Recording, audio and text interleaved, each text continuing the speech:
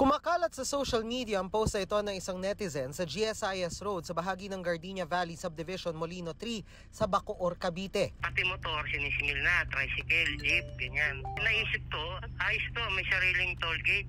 Ano to, expressway?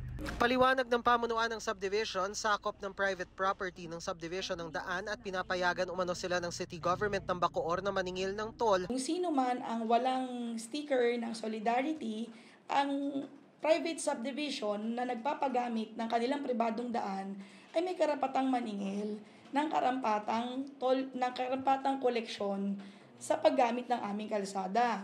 Kinilangan din daw maningil ng subdivision para mapanatili ang seguridad sa lugar.